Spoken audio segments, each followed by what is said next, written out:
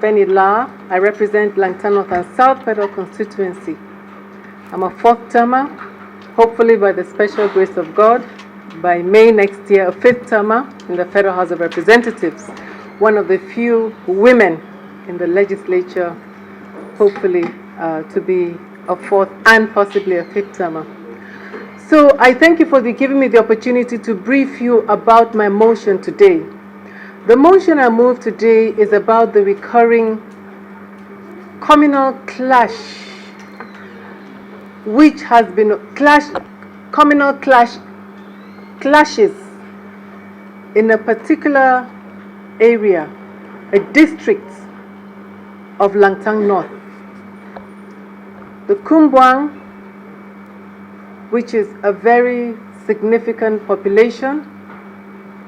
They have about 3 major wards and a sub-clan that spreads across Langtang North, have been engaged in a communal crisis with the Liangjit people, who are also very significant of the Ghani extraction in Langtang North. These are 2 sub-clans fighting each other. The communal clashes have occurred over time. And in the past, I have visited those communities on several occasions, condoling the communities, providing relief materials, and calling for peace.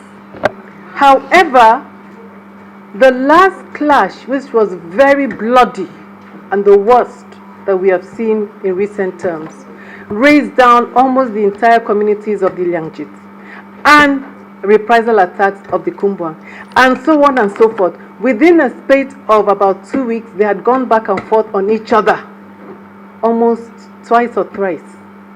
And it became almost impossible for the security forces to intervene, but for the help of God and the traditional institutions.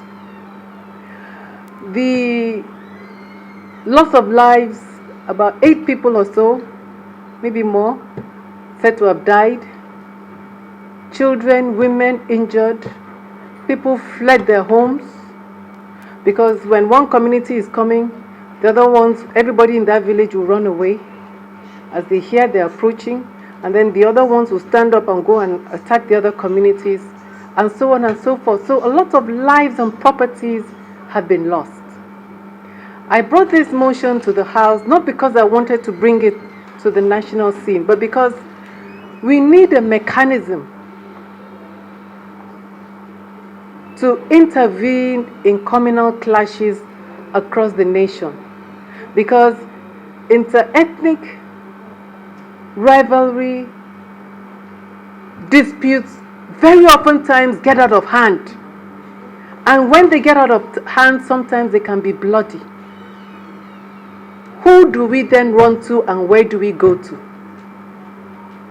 The traditional institutions are not empowered the way they should be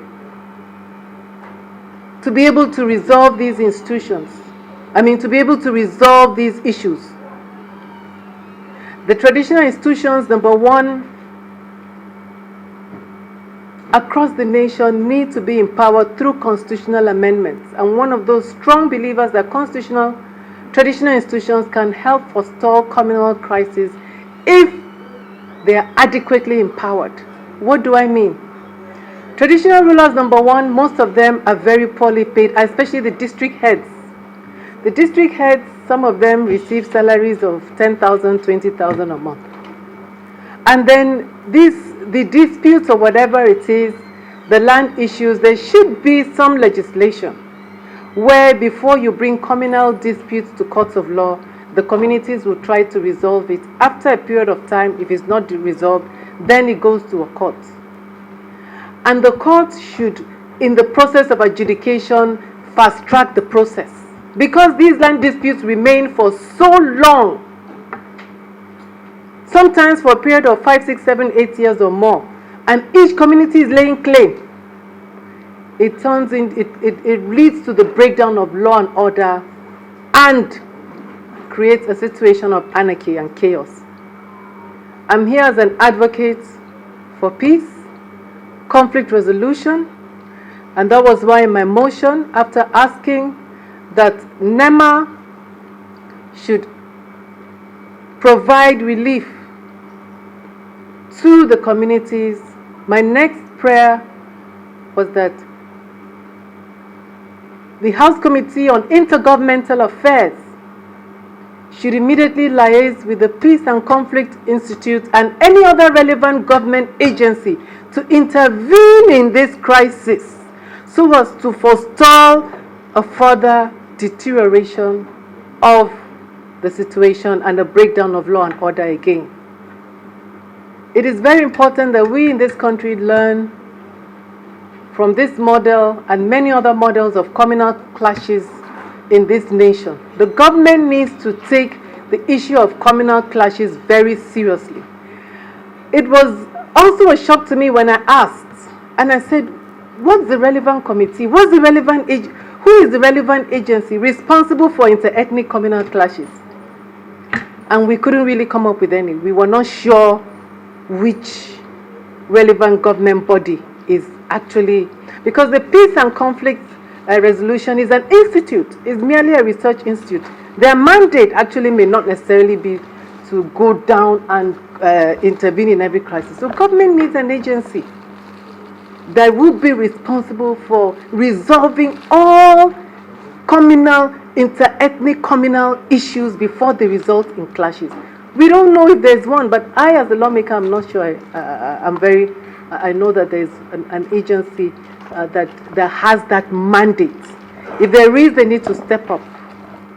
But we need that agency to identify flashpoints around the country because they exist everywhere.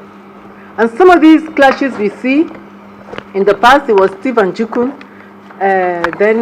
so many different inter-ethnic clashes. And sometimes it's between the same, for instance, my ethnic group, between the same ethnic group and different sub-clans over land disputes, degenerating into a situation where innocent citizens lose their lives.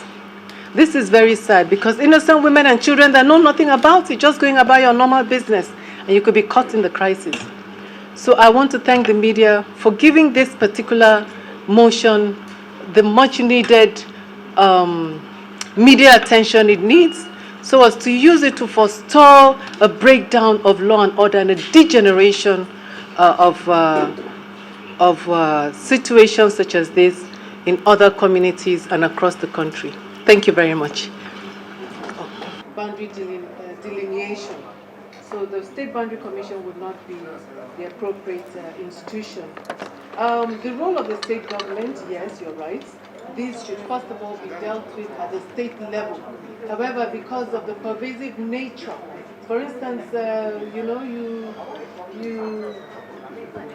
when something is so pervasive in nature and it's all across the country, you have instances of this. The federal government, who by the Constitution is responsible.